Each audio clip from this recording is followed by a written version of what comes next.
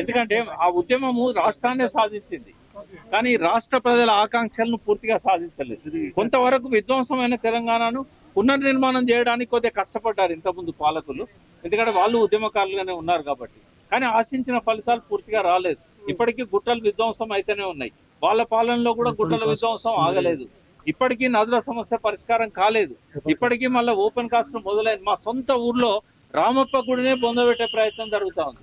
అది అప్పటి ప్రభుత్వం మొదలుపెట్టింది, ఇప్పటి ప్రభుత్వం కొనసాగిస్తున్నది. కాబట్టి మాకు ఏ ప్రభుత్వం మీద ప్రేమ లేదు, తెలంగాణ ప్రజల మీద ప్రేమ ఉన్నది మాకు. కాబట్టి ఇసుక మాఫియా విజృంభిస్తూ ఉన్నది. ఇంకా ఇప్పుడు ఒకటే కూలింది, మిగతా మానే డ్యాంలన్నీ కూల్చేసే ప్రయత్నం జరుగుతూ ఉన్నది. కాబట్టి వీటన్నిటికి చెక్ పెట్టాలంటే తెలంగాణ ఉద్యమకారులంతా మళ్ళొక్కసారి నిద్రలేసి ముందుకు రావాల్సిన అవసరం ఉంది. గుండె రగిలి కథన రంగాన మళ్ళీ దూకాల్సిన అవసరం ఉన్నది. సార్, మీరు తెలంగాణ ఉద్యమకారుడిగా చెప్పండి సార్, ఈ లోక్సభలో కేజేసీ సూర్య మాట్లాడారు, ఆ అంశం గురించి మీరు ఖచ్చితంగా మాట్లాడాల్సిన అంశం. చాలా దుర్మార్గము.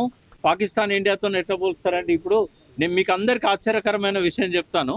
తెలంగాణ అన్నది మొట్టమొదటి రాజకీయ పార్టీ ఏదండి? బీజేపీ. ఆయన బీజేపీ ఎంపీ కర్ణాటక. ఆయనకు అది తెలియదు, ఏదో అనుకున్నాడు. ఆయనకు నిజంగా అప్పుడు పిల్లోడు కావచ్చు, బహుశా 30 ఏళ్ళ కింద. కాకినాడ తీర్మానం పెట్టింది ఎవరండి? ఏ పార్టీ పెట్టింది?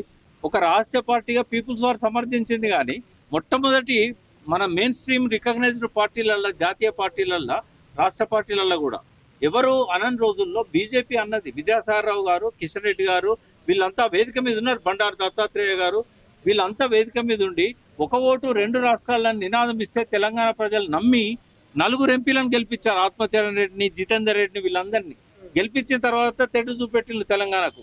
తర్వాత అద్వానీ వద్దనడని చెప్పేసి నోరు మూసుకొని కూర్చున్నారు. ఆనాటి ఏబీవీపీ పిల్లలంతా ఇవాళ రాజకీయ నాయకులు అయ్యారు. మీరు పాదయాత్ర చేశారు కదా తెలంగాణ కోసం, మర్చిపోయారా? మీరు స్టార్ట్ చేసిన ఉద్యమం అది. తర్వాత కాంగ్రెస్ అందుకోవాలని ప్రయత్నం చేసింది, వాళ్ళ వల్ల కాలేదు. టీఆర్ఎస్ పార్టీ ఆవిర్భవించిందే తెలంగాణ కోసం. కాబట్టి తెలంగాణ ఇవ్వాలనే ఆకాంక్ష మీది, తెలంగాణ ఇవ్వడంలో మెయిన్ రోల్ మీది. దానికోసము మామూలు కృషి జరగలేదు.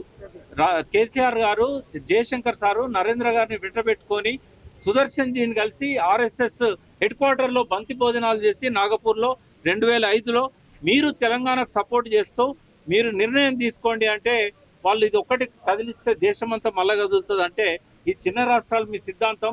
మీరు గోల్వాల్కర్ గారిని మర్చిపోయినట్టున్నారు.